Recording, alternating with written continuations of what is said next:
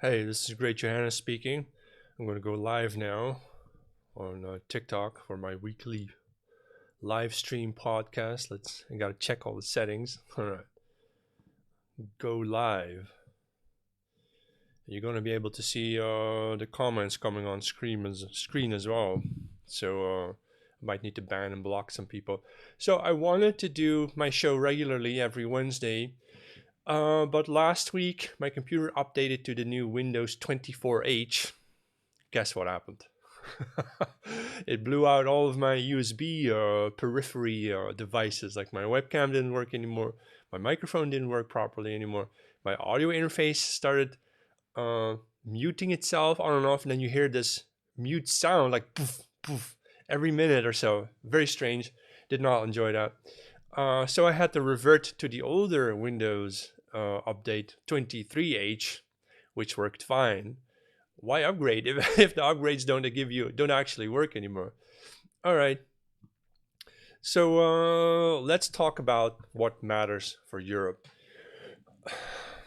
Man, there's a lot of things going on in uh, in the Middle East right now. Right, Bashar al-Assad was ousted.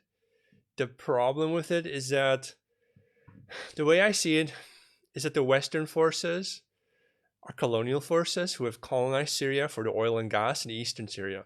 And they're using Al Nusra, Al Qaeda, all these bad people, the terrorist so called rebel groups that you keep hearing about.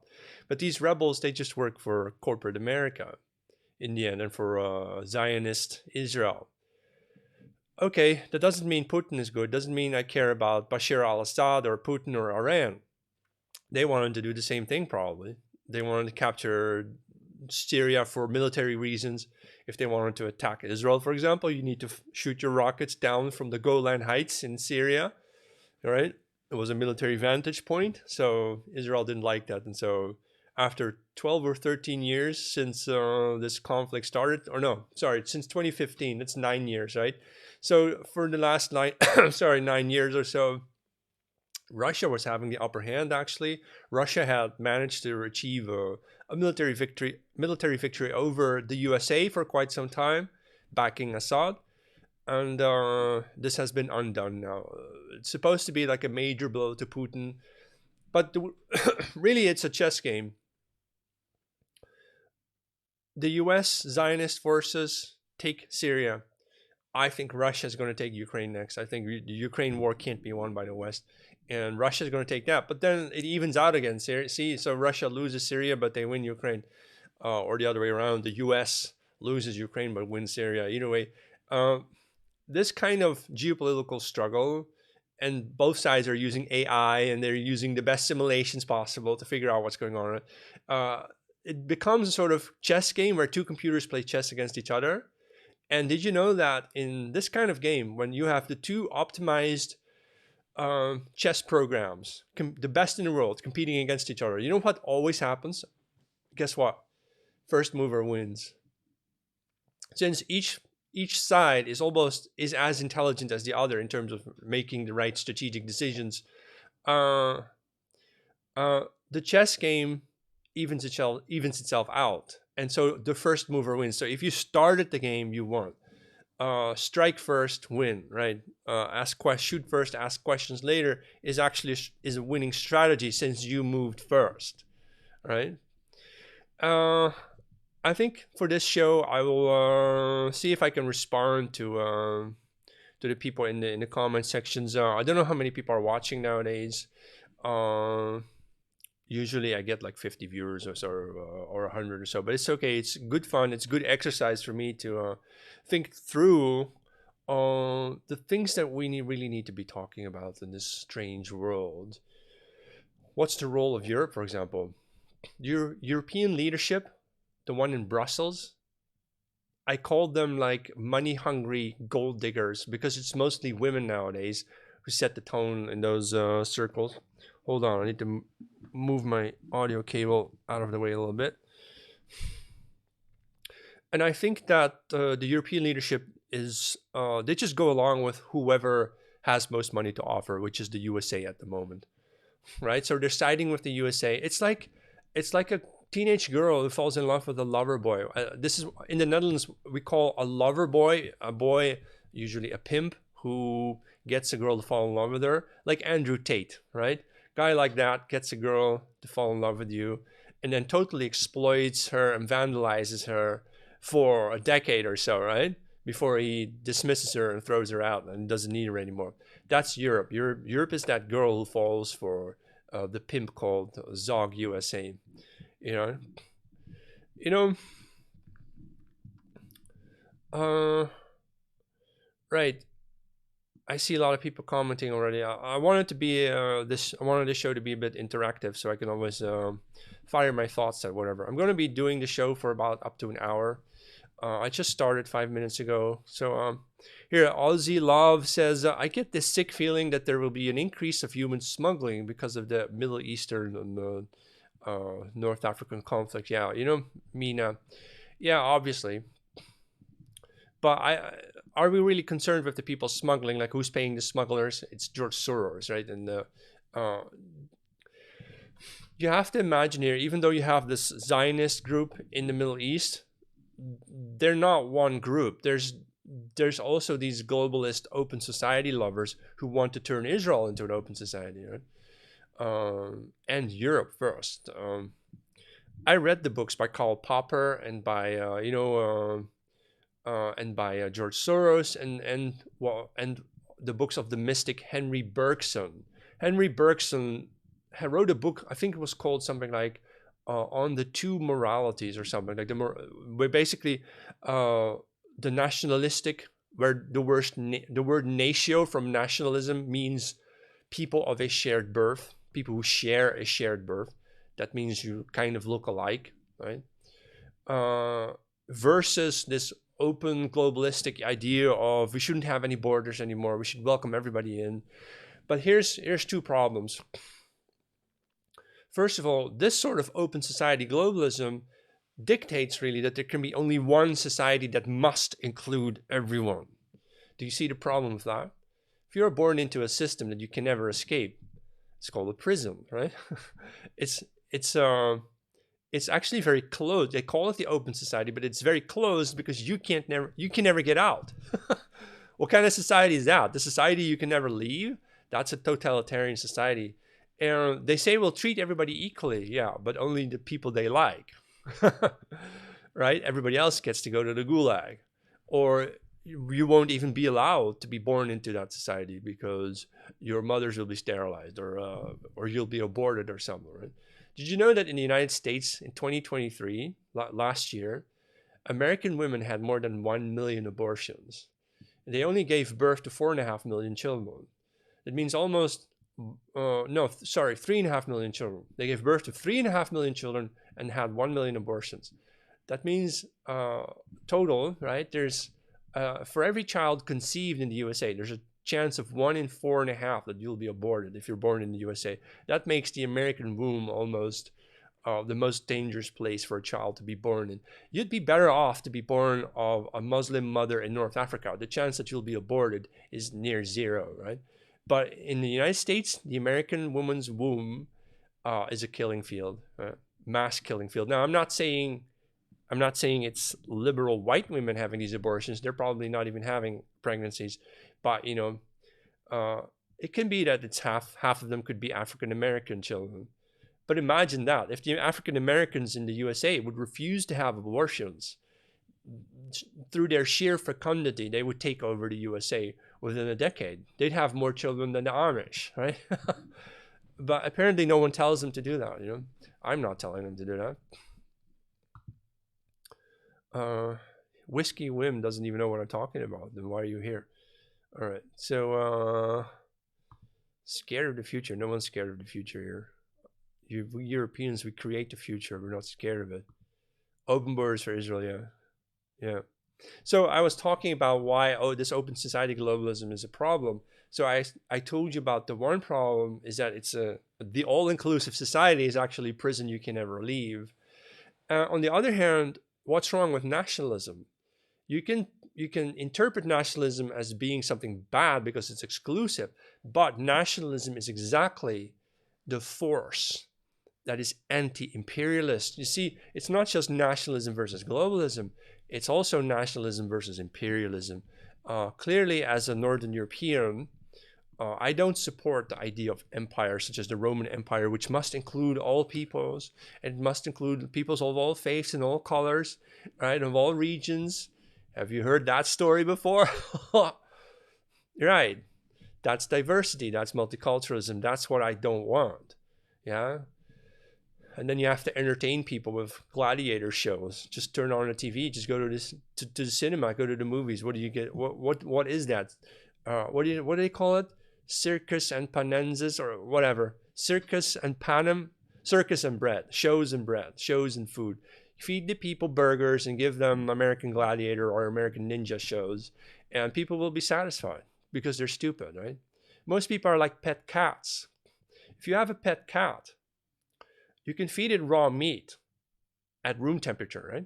Fresh meat and room temperature meat, which is what they're supposed to eat, and they will refuse to eat it because they're used to a decade of grocery store slop, which is basically plant-based carbohydrates with a meaty taste, but they designed the taste in such a way that your cat becomes addicted to it. And they keep eating it, but they keep eating themselves to death because that's what gives them cancer. Cats are obligate carnivores. They have to eat raw meat at room temperature, right? But if you feed them that sort of like McDonald'sified cat food from your canned food from the store, that's such poison. This is the reason why did you know this? Half of dogs and cats that live with humans die of diabetes and cancer. Can you guess why? Because you feed them this slop food like McDonald'sified cat food, right? That is full of sugar and carbs that they shouldn't even be eating. In the wild, they would never eat that. But we feed them poison literally because it's so tasty. It's poison, but it's so tasty. A cat can't resist eating it. They love it the most. And so people see that, hey, our cat loves to eat this, so we'll buy more. But you shouldn't. You should buy your cat raw meat, like raw chicken or raw pork, right? You can have pork, bacon, right? Raw bacon, because it has a lot of fat tissue on it. If you teach your pets to eat raw meat, your pet dogs or your pet cats, it will make them a lot healthier.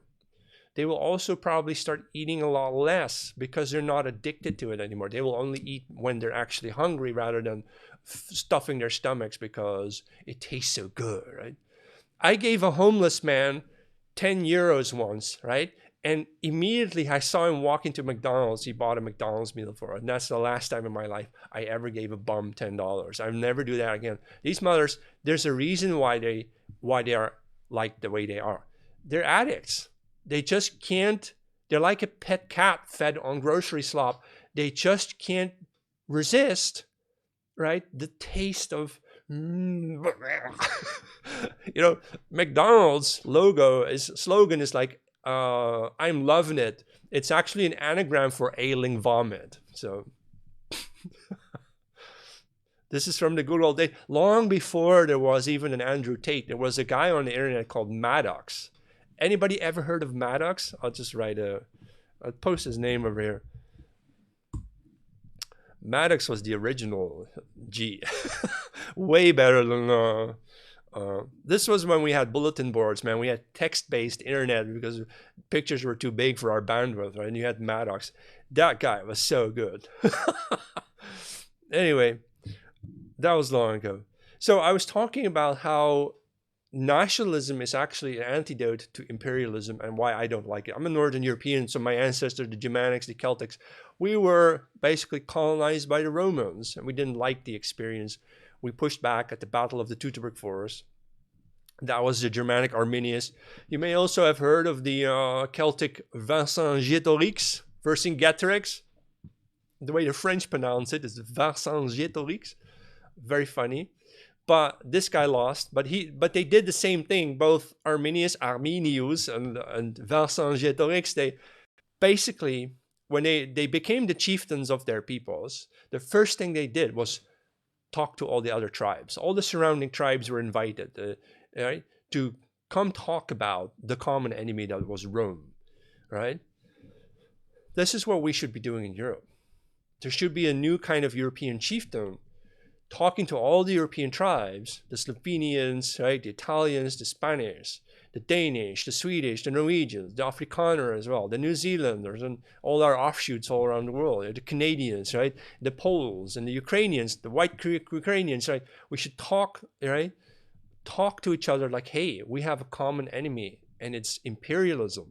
It's this NATO-imposed imperialism that does not serve our interests best anymore. It hasn't for a very long time, you know.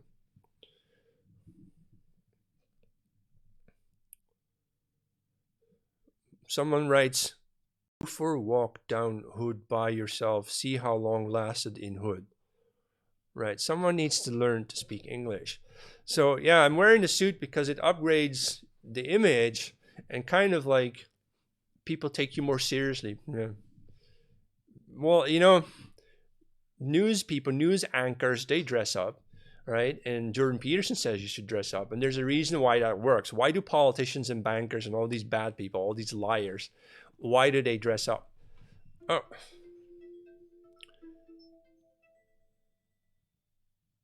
Oh, briefly, my internet connection was disconnected, but I'm back. Just as I'm hitting 100 viewers, they clock me out. Okay, so I was talking about why you should dress up when you speak as a public speaker. It's for your public image, obviously. People take you more seriously, but you take yourself more seriously as well. All right, so it kind of has that psychological effect that, you know, as a public speaker, you need to dress well. Yeah, my stream was lagging. Just a second ago, a minute ago, my stream clocked out. I had a connection error here with the Wi-Fi or something. Have you shared your thoughts on the UHC CEO? Well, this is an American thing. Like in Europe, our medical costs are low, but that's also because most of our medical professionals don't get paid as much as they do in the USA, right? A dentist in Germany can make 80,000 euros a year compared to, I don't know, 300 or 400,000 dollars in the USA. It's a massive difference. The top surgeons in the Netherlands, they can make maybe 350,000 euros a year. The top heart surgeons, top brain surgeons, right? But in the US, they can make 2 million a year. And that's the difference. A lot of the American medical cost is in the salaries of your nurses. They make 160K a year. An anesthetist in the US, 23-year-old woman, can make 180K. Not in Europe. In Europe, she'd get 40K for the same work, doing the same job, you know. And that's the real issue. In Americans, the reason why your medical, cost is so high is because the salaries of all your medical staff are so stupidly high. It's because you have a commercial-based medicine system, right?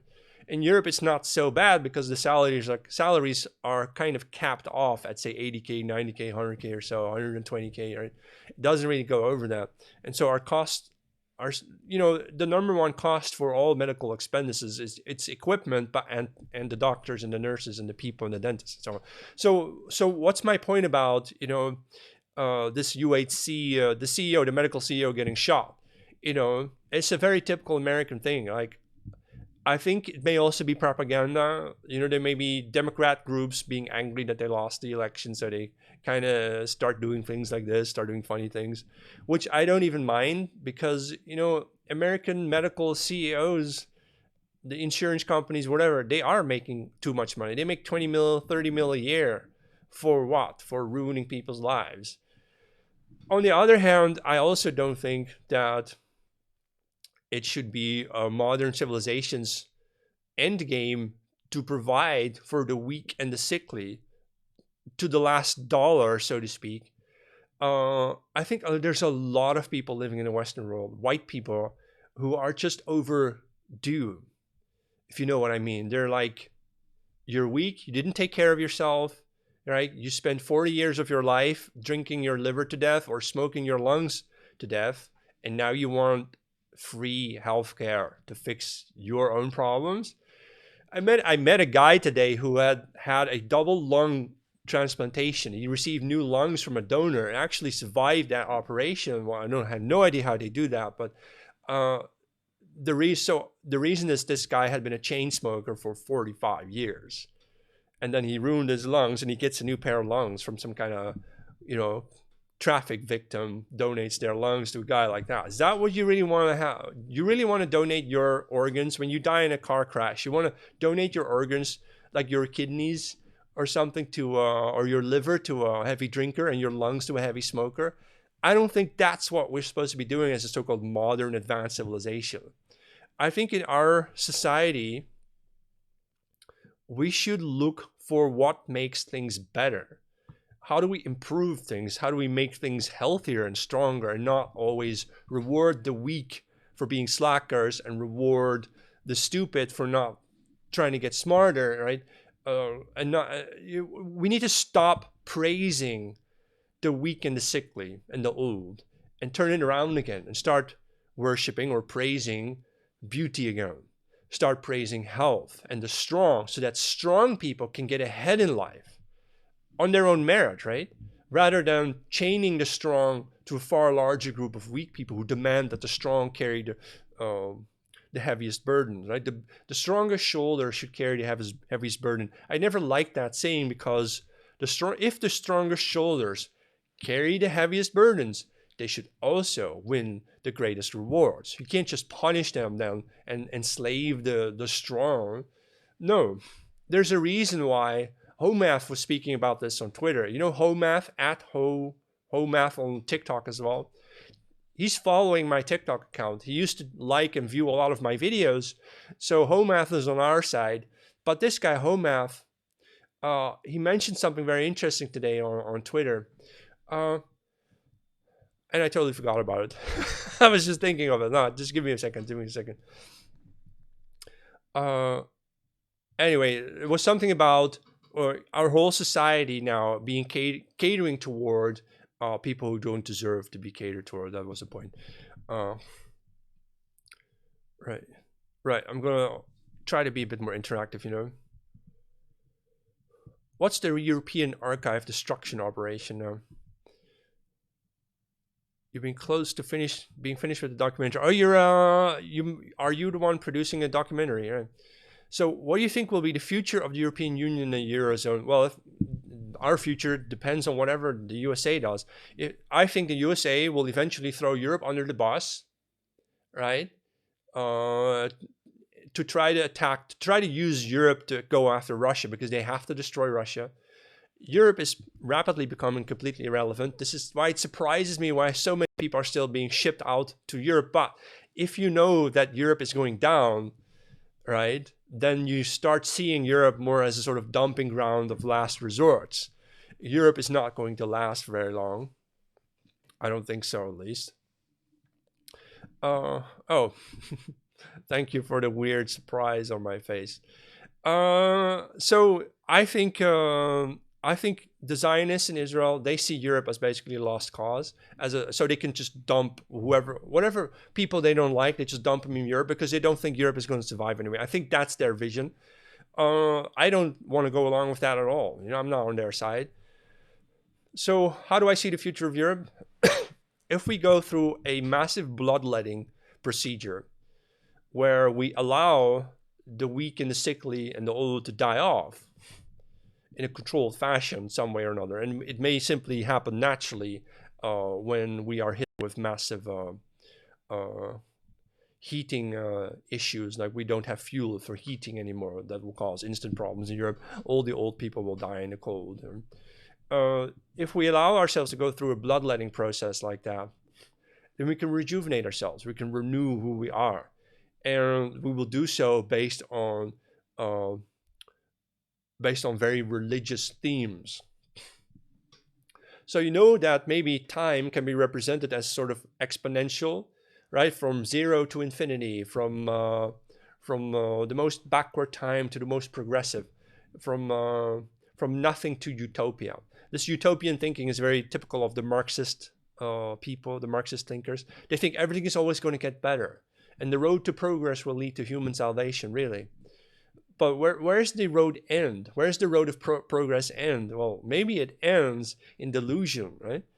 And then you have the cyclical model of Oswald Spengler and some other thinkers. There's actually over 20 main theories of history, but the most important ones are that linear progressive one, the exponential one, and then there's the Oh, sorry, I was touching my microphone. The Cyclical One by Oswald Spengler, which I think is also a form of utopian thinking. It's not that things will always be better, but there will always be good times. There will always be another rise and fall and another good time. And I think that's also nonsense. I've learned of a new way of looking at human civilization, not as a road to progress or cycles of progress and decline, but rather as a as a very rapid rise, very brief but rapid rise, and then a very long period of decline. That's what we're really suffering here. We are fooling ourselves with technological progress. We say things like, we got cell phones now, we got the internet now, as though that's supposed to prove that things have gotten better, but they haven't. Not emotionally, not morally, not sexually, not socially, not culturally, not musically, not architecturally, not in terms of the soul and the blood and the spirit and so on. No, these things have been in a constant decline. And I think that's what we're really witnessing here, is that once in a while, a prophet comes along. And he alone, one man, one person, carries the weight of his people on his shoulders and ushers them up into a very rapid, explosive rise toward a fantastic new good time that everybody will remember. But then, once you've achieved it and the original prophet dies, basically, very quickly, you'll have a collapse and a very long period of decline. So you may imagine briefly that this may have been what has happened since Christianity. Maybe Christ was such a prophet who ushered humanity in a social, soulful, rapid rise of progress. And we've been talking about it for 2,000 years now, because ever since, everything has simply gotten worse, not better. So we are waiting for another prophet to pick humanity up and push humanity back up to the heights. And these heights will not be measured by material calculations, but by matters of the soul. So we do see some good signs, is where I think most people nowadays, even leftists, will say that the world has gone to hell. That's a good thing. Everybody's admitting it now, that we're not going up in terms of progress at all.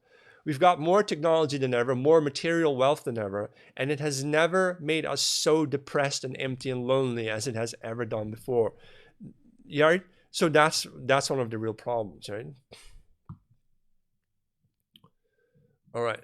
I have a backlog. I see a lot more comments here. Okay, I'm going to try to go through some of yours. Only Christ can save humanity. We are suffering him. So the German philosopher Martin Heidegger said something similar, like, only a God can save us. And I think in Heidegger's philosophy, in his later years, he kind of became a bit of a mystic or a magician, basically, who believed that what he considers God is this connection of you and humanity with a sort of divine power that exists outside of the material world. That is the only thing he believed, that through us, through our own bodies, can instill a new sense of meaning in people. And that's when we begin to rise again, briefly and rapidly. Yeah? A communist told you that the goal is revolution, and what happens after doesn't matter. Yeah, yeah, exactly. That's the sort of people we're dealing with here. When did the decline start? Well, since Christ, obviously, but you can imagine it. When they find skulls of Neanderthals, they tell you this is evidence of they being primitive and we evolved into something more fancy, right? Or like 300,000 years ago in North Africa, you had a sort of creature, the early Homo sapiens, they say, was living there. But this Homo sapiens had a sort of mid-phase prognathism. You should Google the word prognathism. Mid-phase prognathism, they kind of looked like Neanderthals. They weren't Neanderthals, but they had sort of that facial feature of the dumb cave dweller, right? And they tell you that we used to be dumb in the past and now we are smart, and therefore this is evidence of progress and evolution. But you can easily turn it around.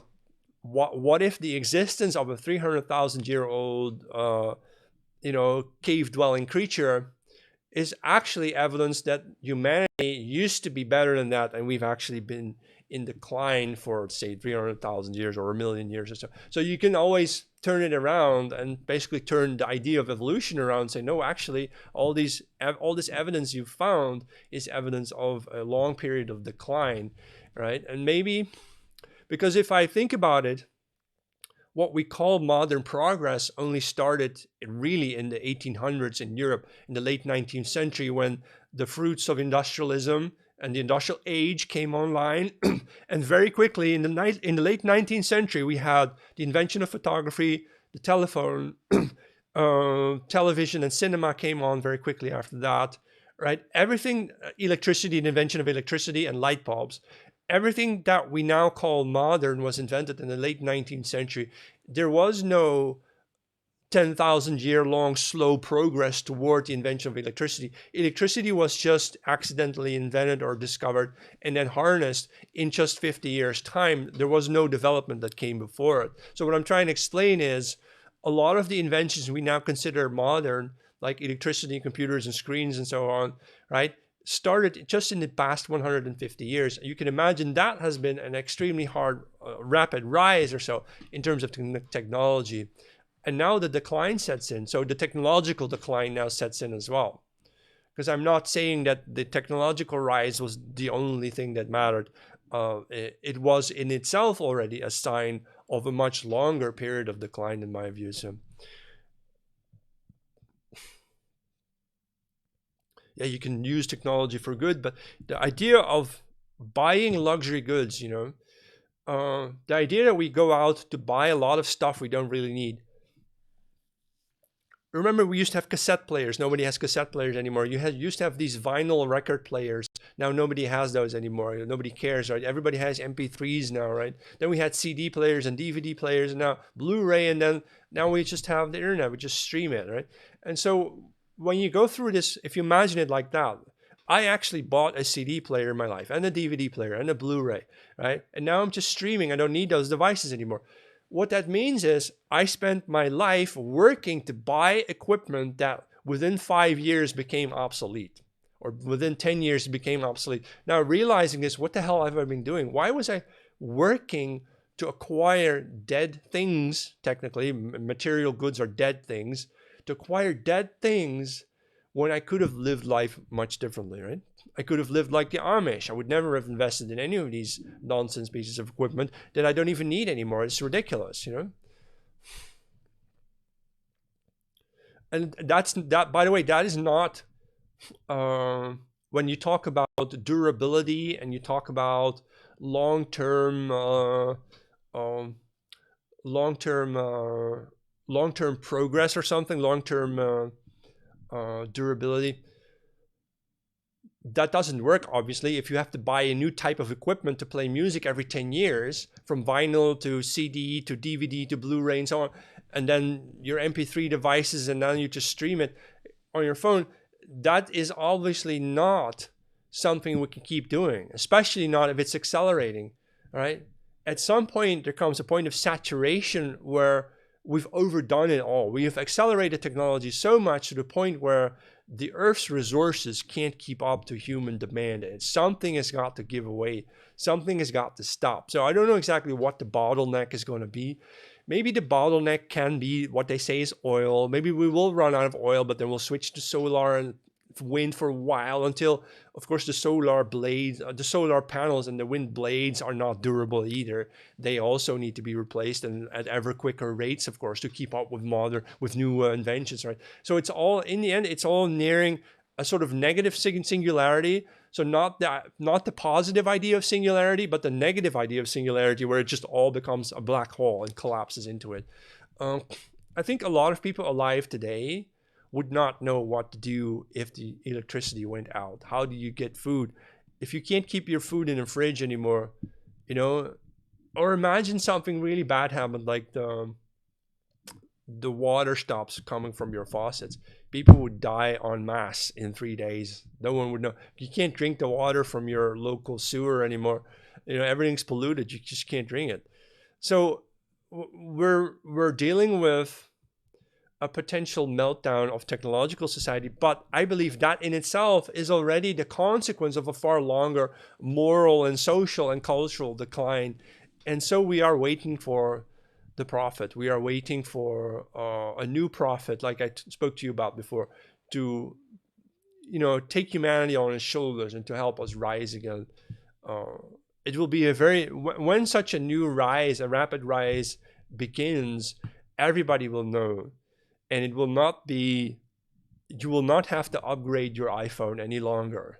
You won't have to update your Windows computer any longer. It's going to be in a totally different, intensely different experience where you will feel intensely connected to your own people again, because it's going to be like that. It's not going to be inclusive. It's not going to be diverse and multicultural. It's going to be some group around the world that's going to figure this out. The first ones, maybe the Europeans, right? We figure this out, and we will have this intense connection through resonating through our own bodies and beings. Our souls, our minds, our spirits are going to get connected, and we will be able to produce a completely new idea of civilization.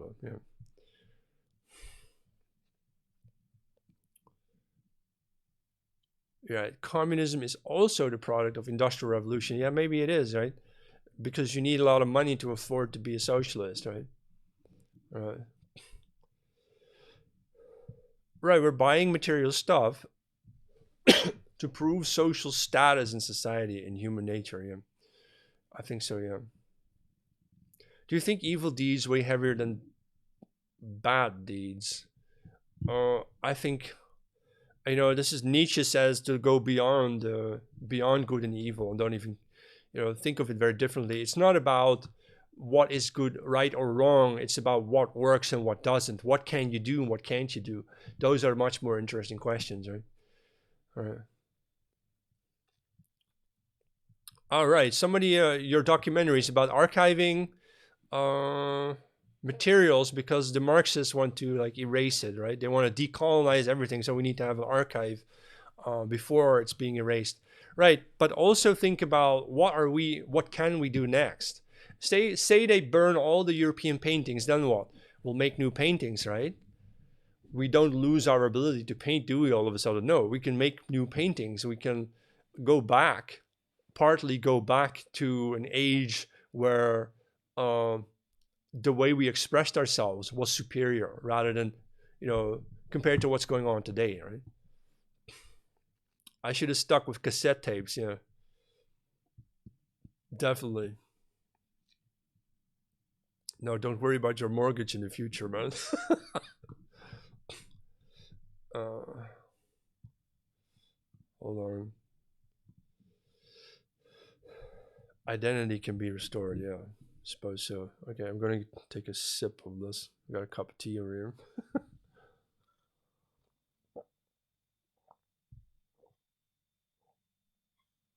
It's not hot anymore. It's a bit cold now, but I'm thirsty, so.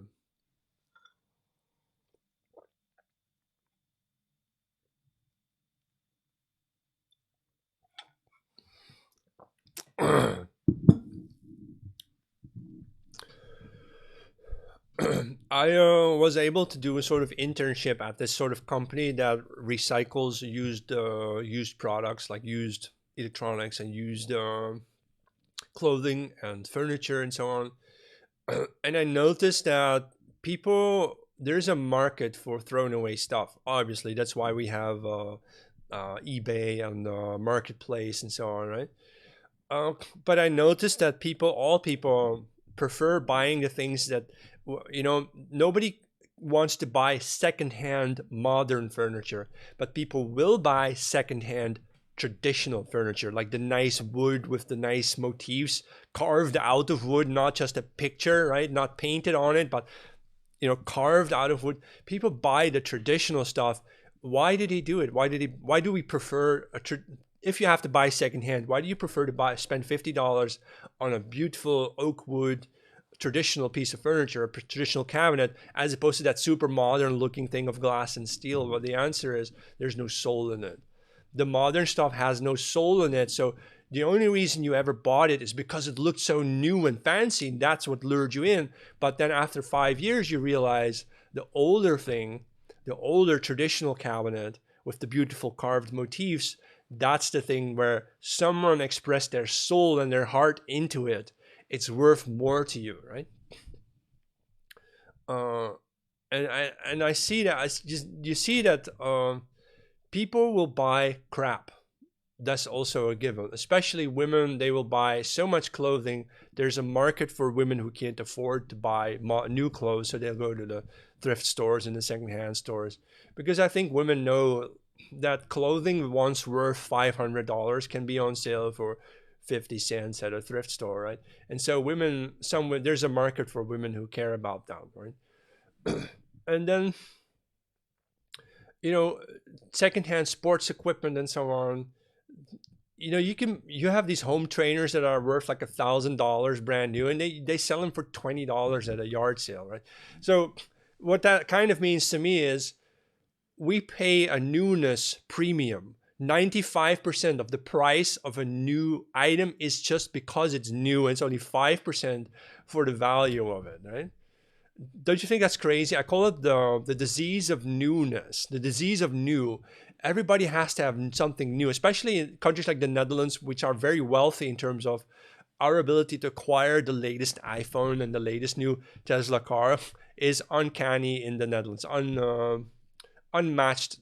You have the USA, you have the USA, of course, but then countries like Great Britain, the Netherlands, and so on, maybe Sweden and Norway or so, where the sort of people who are always able to buy the latest, newest stuff. Say, if you go to Hungary today, I think they're on the iPhone 5 now. If an average Hungarian buys an iPhone, it's going to be an iPhone 5 or 6 or so. They don't buy the latest iPhone, whatever it is, 14, 15 or so. Right? It's different in the Netherlands where we always buy the latest iPhone, right? And you have these long queues of people waiting in line, sleeping a whole night in the cold, waiting to be able to buy the new white iPhone. They gotta have the new iPhone. It's a disease. It's the disease of new. We pay a premium for newness. Clothing loses 98% of its value within a year, right? Same with electronics. I just spoke about this, the old cassette players and so on have no value almost anymore in our time, only for vintage or retro aficionados who might care to spend $25 on a cassette player or something, but they're not going to spend $250, right? And so uh, if you look at our material luxury consumer behavior, we spend our lives working to own the latest, newest thing so we can show it off to our neighbors who don't even care.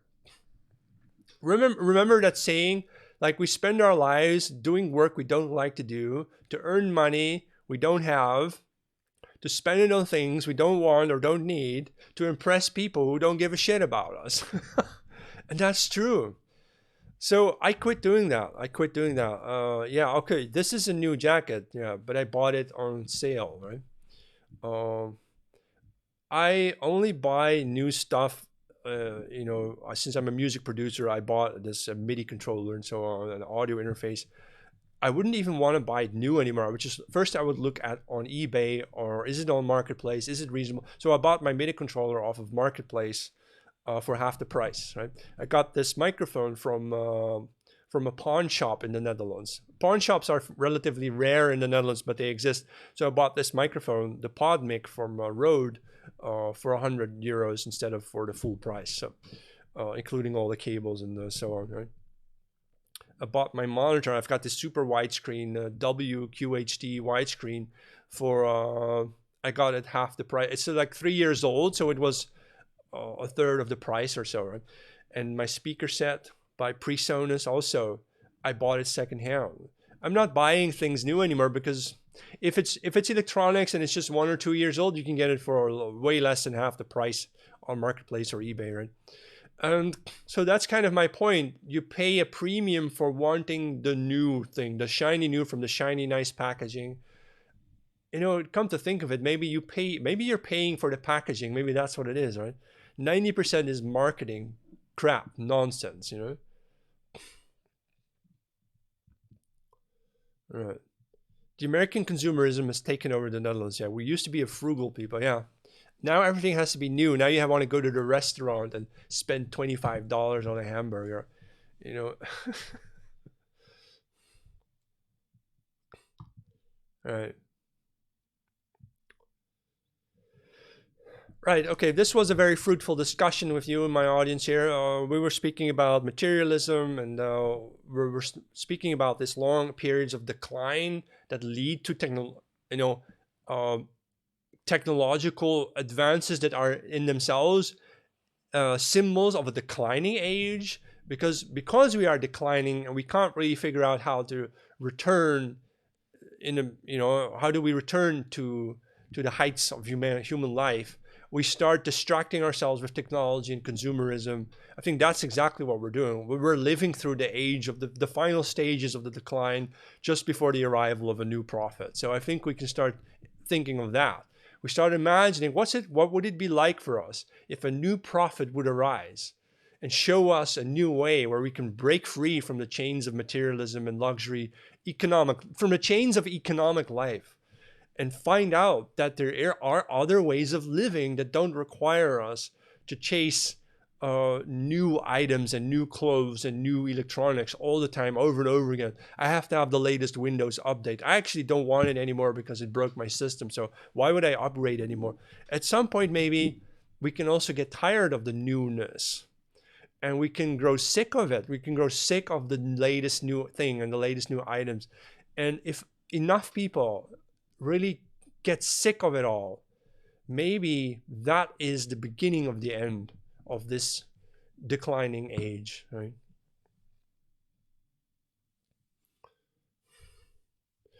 All right. I feel like I usually want to spend an hour talking to you, but I feel like I've been speaking for 46 minutes or so.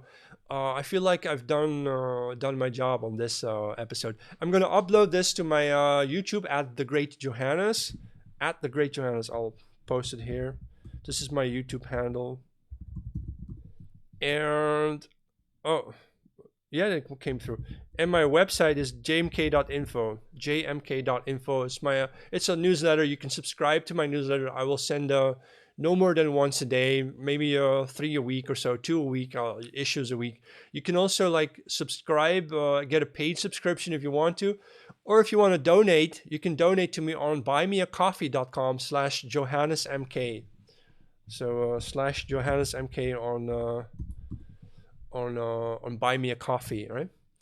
Uh, yeah, you can support me that way if you want to. And I'll be back next week, next Wednesday, the regular program, and I'll come up with more interesting things to talk to you about. All right. So I wish you all have a nice evening, and you can also follow me on Twitter at JohannesMKX. All right. Bye bye. End the stream. Right. Do you see the cat? There's a cat sleeping behind me. Anyway.